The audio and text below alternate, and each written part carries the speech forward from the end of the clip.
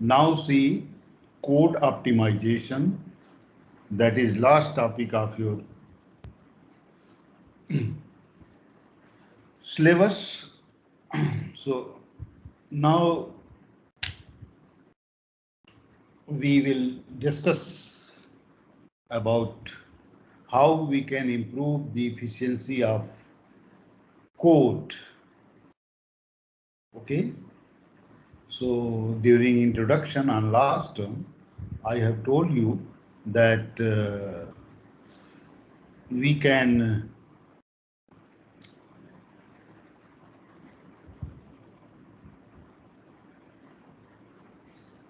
apply several techniques to improve the code, and these techniques, some techniques are is not dependent on the machine on which you are going to execute the code. That is machine independent optimization. And some techniques are dependent on the machine. As per the machine architecture, we go for the optimization. But here in this uh, unit, we will discuss about machine independent optimization. So see, what we have to care for optimization, actually in optimization, our goal is to improve the efficiency of program execution. Means your program can be executed in lesser time. Okay. So for that, certainly you have to remove some instruction. You have to reorder some instruction to uh, improve the efficiency. So how we actually the number of instruction executed, if by any means if we can able to reduce the number of execution, number of instruction for execution, then we can uh, certainly improve the efficiency of program execution. So how we can reduce the number of instruction? There are other more sources of optimization. So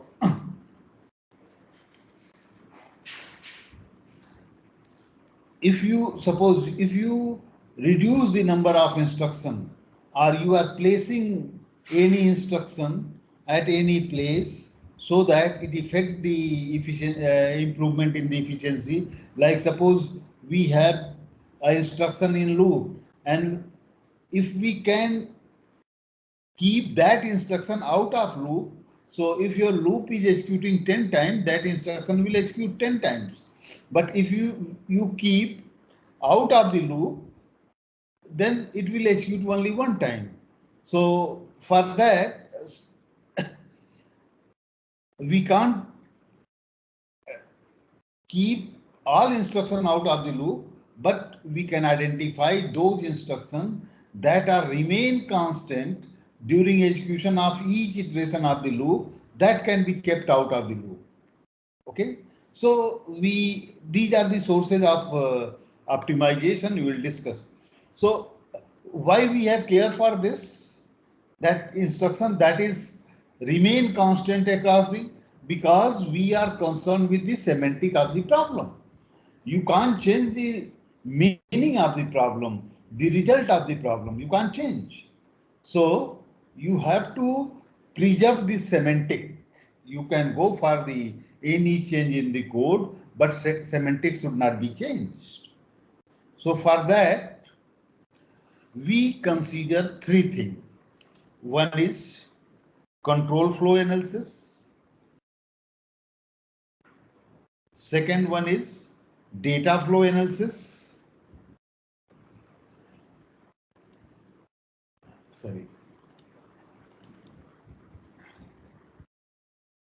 Through control flow analysis and data flow analysis, we can establish this semantic, and on the basis of that we can go for the transformation in the code, effective transformation on the code for its efficient execution. Okay, so actually in optimization we consider these three terms: control flow analysis, data flow analysis.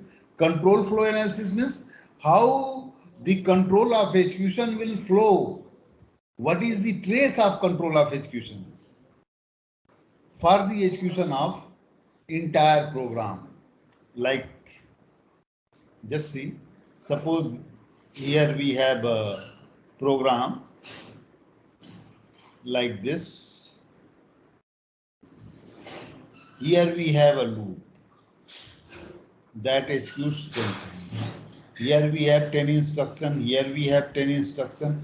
Here we have 10 instructions. Total 30 instructions. But to execute this program, your processor has to do the execution of 10 instructions plus 100 instructions. This plus 10 instructions means 120 instructions. So execution of these 10 instructions 10 times is get known to you because it is a control flow. Means after this we test certain condition. If condition satisfy, we go back and repeat the execution of these 10 instructions, and we keep on doing this. Okay. Next thing. Now you have to do the execution of 120 instructions. In these 120 instructions, now we concern with the data flow. Means if certain value is get executed by a statement S1 and that value is get used by S2, then S2 must follow S1. You can't reorder S1 before S2 before S1. Okay. If you do so, you will lose the semantic. Okay. So we do data flow analysis and control flow analysis of the code, and then we apply applicable transformations in the code for its efficient execution. Okay. Now see the various sources of optimization. One optimization is called peephole optimization. Peephole means we have a program, and we consider a small window, sliding window, and look onto the instruction in this window and try to remove the redundancy in the instructions. And we slide the window up to tail of the program and do so. This is called peephole optimization.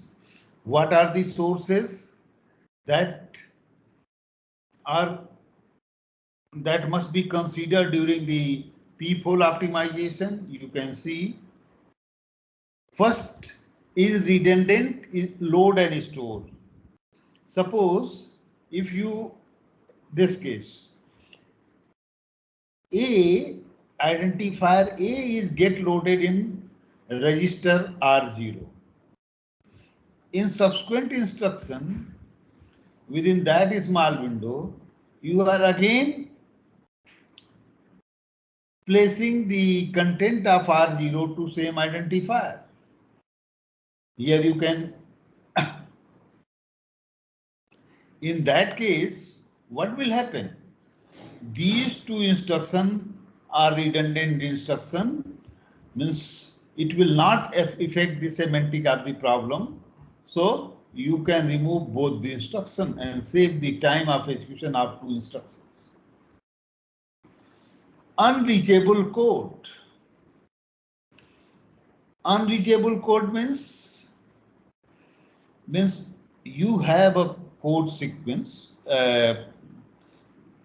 entire program, but due to the control structure of the program, you can't reach to a certain code generated,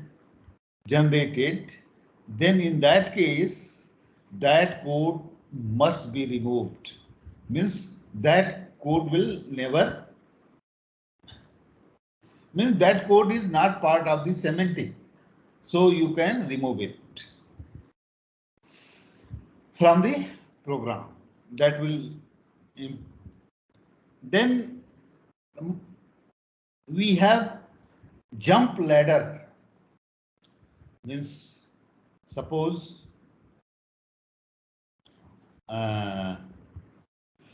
we have go to L1 and at L1 you have go to L2. This type of situation arise in the case of if you are using nested if. Okay, then you may get this type of situation. So just see here, you have to switch the control of execution to L1 and an L1. So you can directly write here L2. In that case, the control will directly reach to L2. It need not to do the execution of this instruction. Okay. So this is another source of peephole optimization. Then algebraic identities like x equal to x plus 0, x equal to 0 plus x, you can remove it. You can write plus minus any operator because 0 is identity for addition and subtraction. Similarly, x into 1 into x, x equal to x into 1. Same with division, x equal to x by 1. Again, you can remove this. Okay. Now you can replace complex or you may say costly operation by cheaper operation. Means you can reduce the strength of the expression. Like if you have x to the into x to the power 2, it is costly. You can replace by x into x. Okay, if you have 2 into x, you can replace by x plus x. If you replace 2 into x plus s, it is much cheaper. So you look and you can replace. And in the case of loop, means you have seen situations like suppose you are adding the series. Okay, so x equal, you have to do x into 5 and you have already computed x into 4. So in previous iteration, then you can add x, that will certainly be the x into 5. Second, next source of peephole optimization is if you have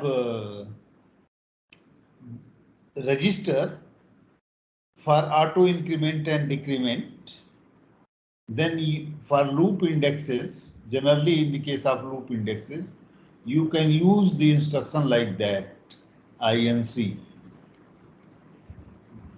Okay, increment. Otherwise, you have to means x equal to x plus 1 can be replaced by this auto increment of x. Similarly, auto decrement of x. So these are the various sources that you can look on the code. Means falls in the peephole optimization. You can look on the code and go do the optimization. But see algorithm driven optimization. So actually,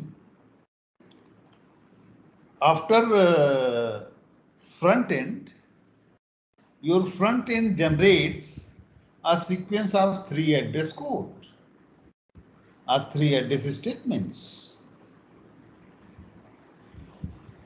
Okay. Now what we have to do, I have told you we have to do the control flow analysis and data flow analysis to intact the semantic of the program. So for that we divide the code into basic blocks. This basic block. The means now it is subgroup of codes. We can divide entire code into several basic blocks. Here we have several code. What is the property of these basic blocks? In these basic block, control flow enters from start. It will enters from start and do the execution of all the instruction and exit from the end. There is no switching in between. Means there we will not have any instruction that switch the control of execution from a basic block to outside of the basic block. Means when your control of execution will enter into the basic block, it will do the execution of all the instruction of the basic block. And then it will exit out. Okay.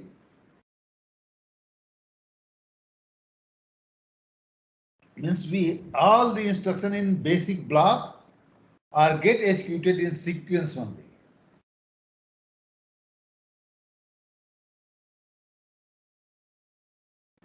And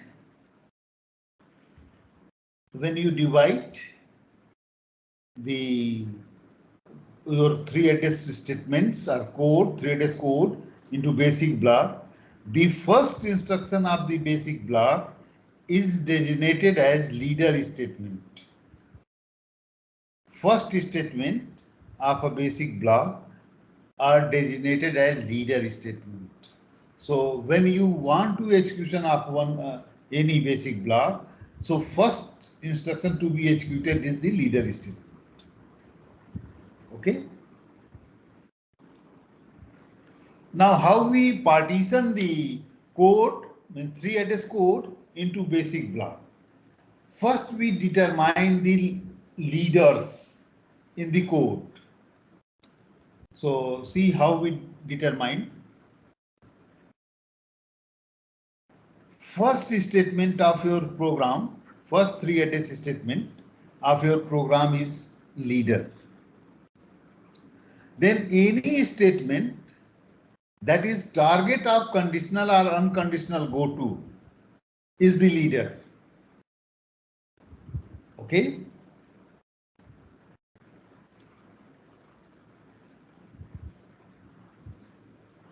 And third, first rule says first statement is leader.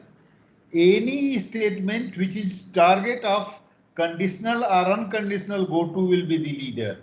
And third is any statement just after conditional and unconditional go to will be the leader. So in this way, we can identify the leaders in the entire program.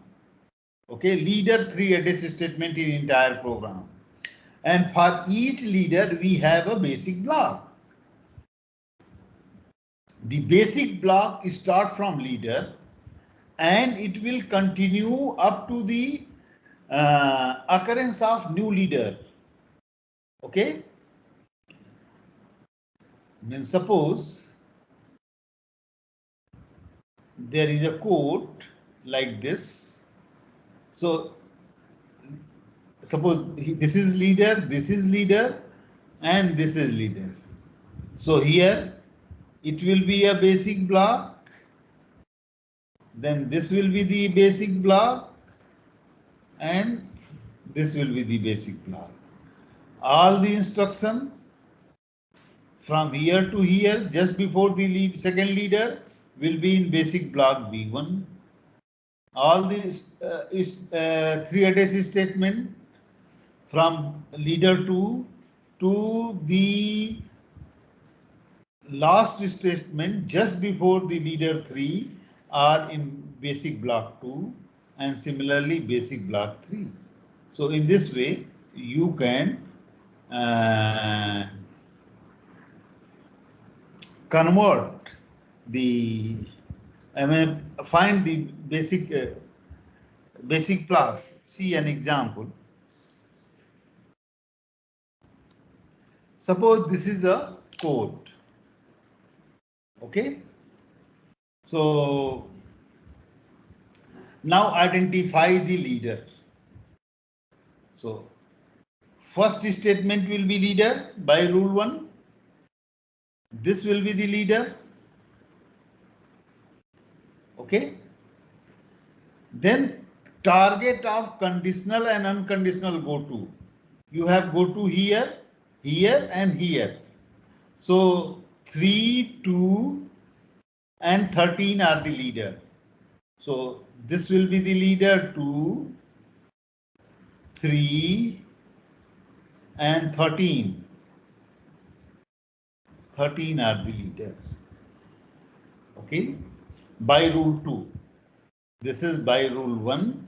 This is by rule 2. Next, third rule says a statement just after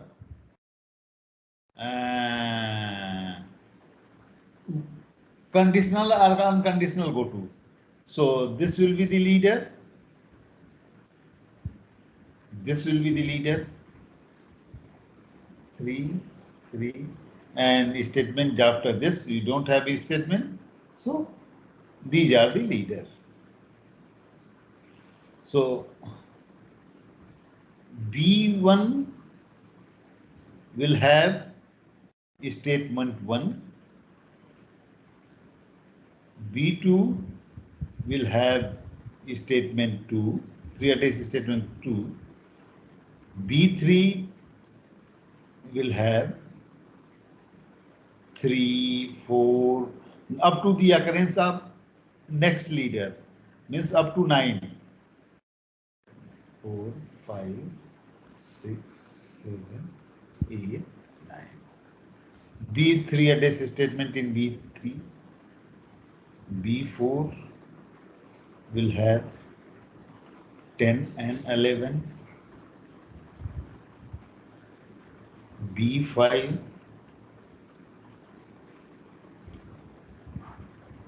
12.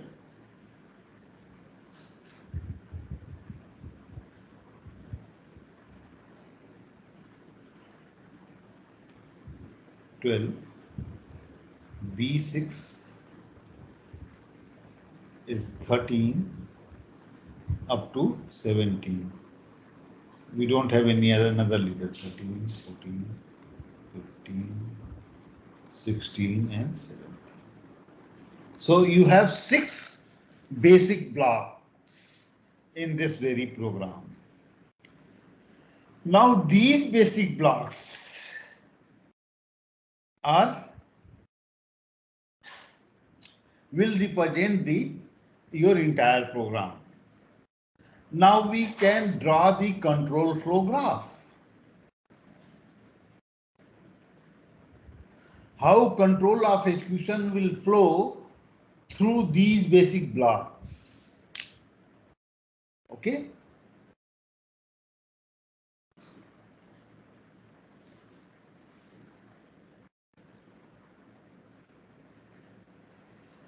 So see,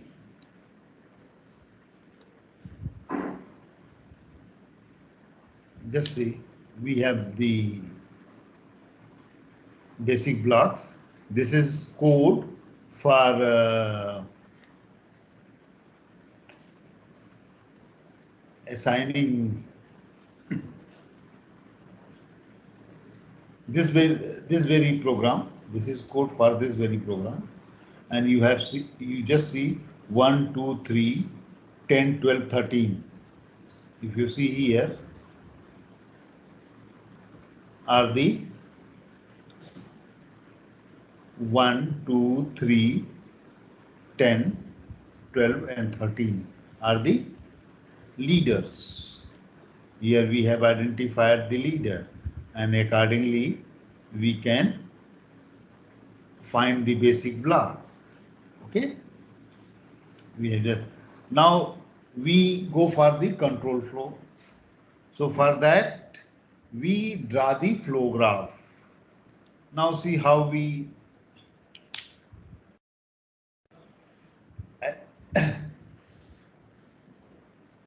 do this for control flow analysis.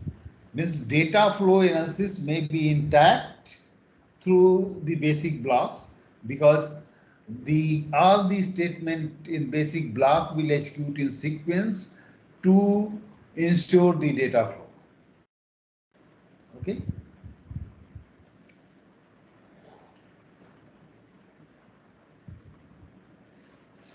So now just see, come to this. Where is this? See how control of execution is flowing from B1. You can write, this is basic block 1, B1. So there are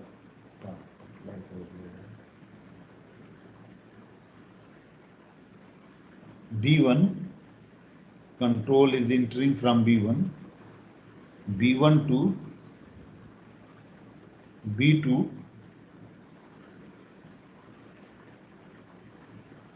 B2, B2 to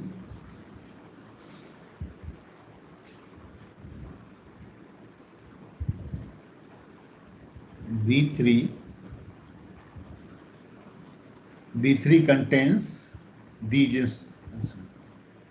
Now B3 has 9. 9 is there. So if condition is satisfied, the control will go back to 3. Okay. Otherwise, it will exit out. So it has 2 possible exit. One is this, another is this. It will go to B4, B4, and B4 contains 10 and 11. Again, see its conditional exit.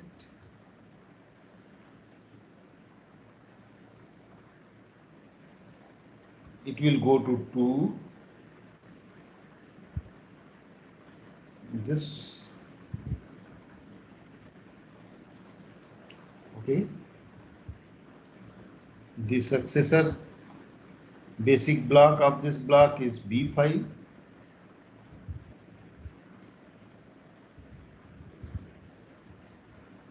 B5, and then the B6 Its successor is B6.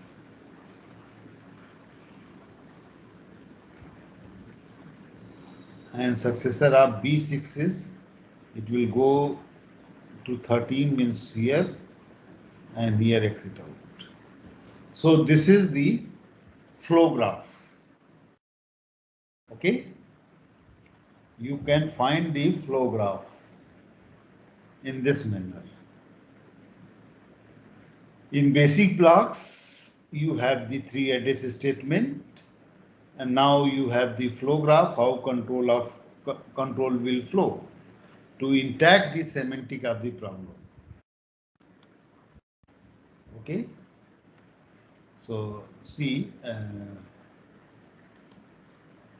what we have. We have basic block 1 entry.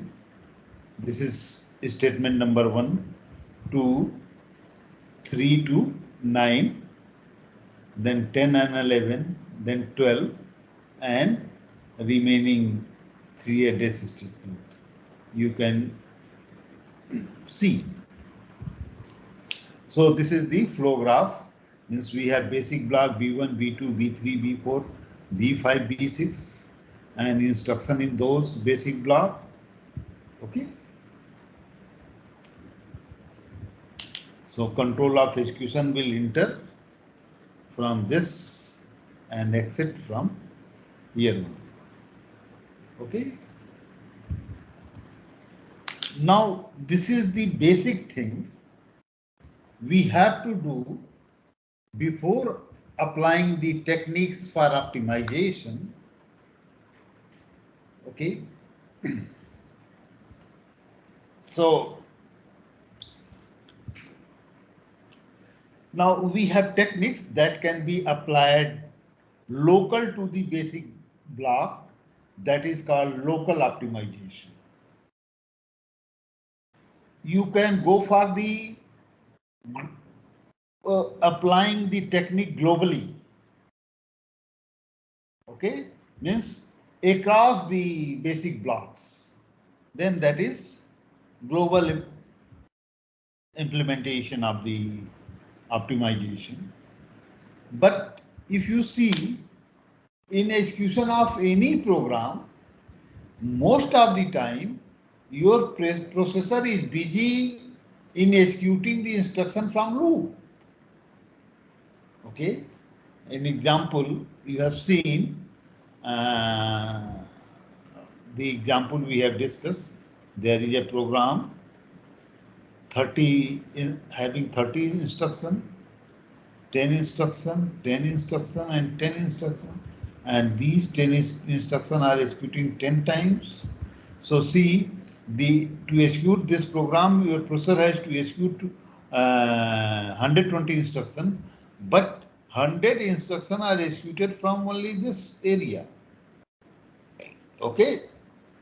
So we have a special technique, and just see, if by any means, you just see an example. To execute this program, your processor has to do the execution of 120 instructions. Now suppose we identified 4 instruction, 4 3-address statement that are remain having computation that remain constant. Means suppose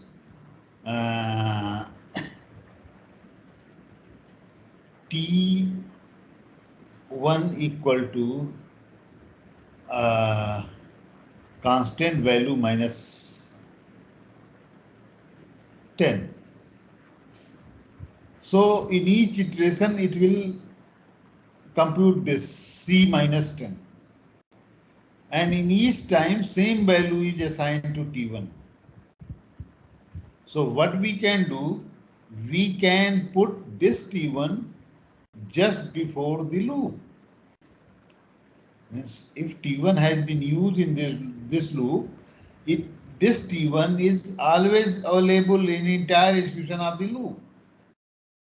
So here, although the strength of the first block is getting increased, and strength of the loop block is reduced. Suppose we have identified 4 instructions, 4 3-edge statement that are not changing across the iteration of the uh, loop.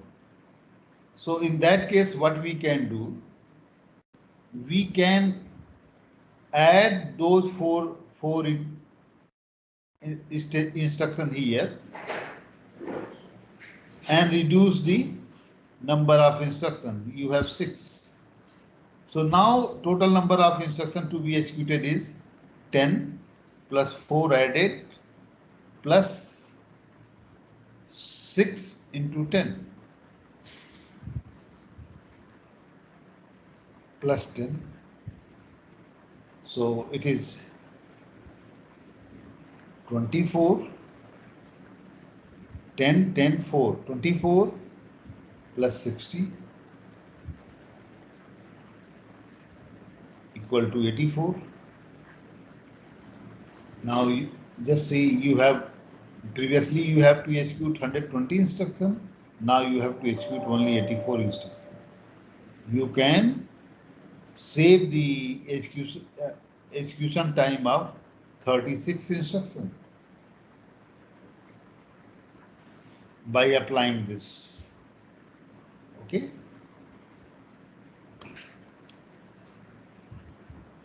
So we have to identify the loop basic block that are go for repeated execution. Means entire loop body must be in a basic block, especially inner loop. Okay. So now we first discuss the local optimization technique, then we apply for global, and then we will discuss about the loop optimization. So see techniques for local optimization. Okay. There we can apply optimization for basic block. Just see, this is very important. DAG representation we have discussed during discussion of the generation of the 3-address code. Directed acyclic graph of a basic block. If we represent the basic block using directed acyclic graph, then it will help you in optimization. See how it will help.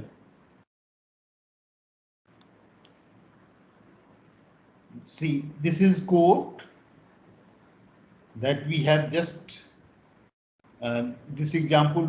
We have generated this directed acyclic graph during discussion of the syntax directed translation scheme for this question, for this expression A plus A into B minus C plus B minus C into D.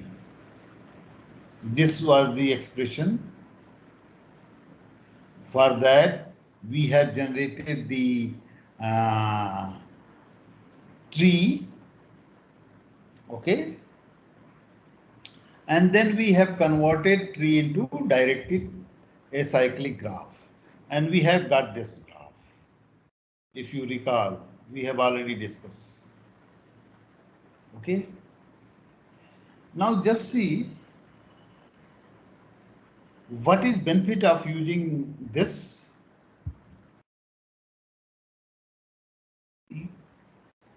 Consider this name A. A is get used by this as well as this.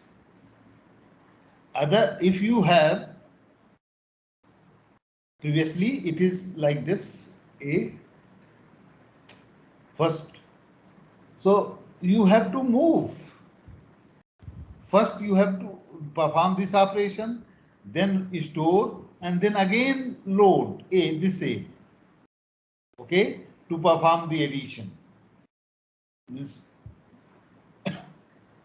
for this multiplication, you have to use A, you will do this, then again you have to refer this A, bring this A back from the memory to the processor so that you can perform the addition. But here, if you have this directed acyclic graph, then you have knowledge that after using the value of A for this expression, the A identifier is remain live in the environment of execution. So it will not be dropped, or it will not be killed. So in that case, you can reuse that information, and that will reduce the memory operation, certainly memory operation. Again,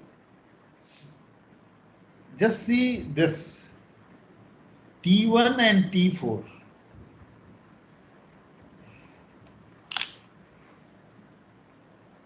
T1 and T4 are the common sub-expression.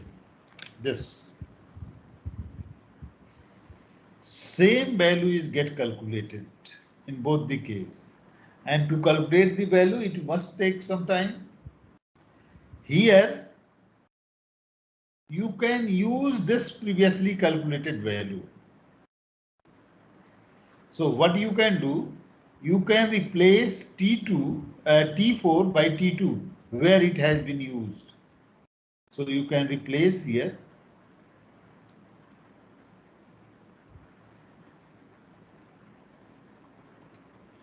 You can replace here T2. Okay. If you do so, see what happened. You are using T1, you are computing T1 using T1, T2, T2, T3, you are using T3 here, T4, now you are not using T4, you are using T5 also. So, and control of execution will exit from this very loop, this very basic block with T6, value of T6, okay. But see, what about T3, T4, you have computed here. Its value will never be used. So you can kill or remove this instruction. And when you remove, it will certainly improve the execution of efficiency of the program. And the B minus C is nothing but common sub-expression. So in this way, we can identify the common sub-expression and apply technique to remove those common sub-expression for its optimization. Remaining we will discuss on next term. आपका ये तीसरा quiz कब लिया जाए? शुक्रवार और शनिवार में कोई समय हमको बताएं. ओके.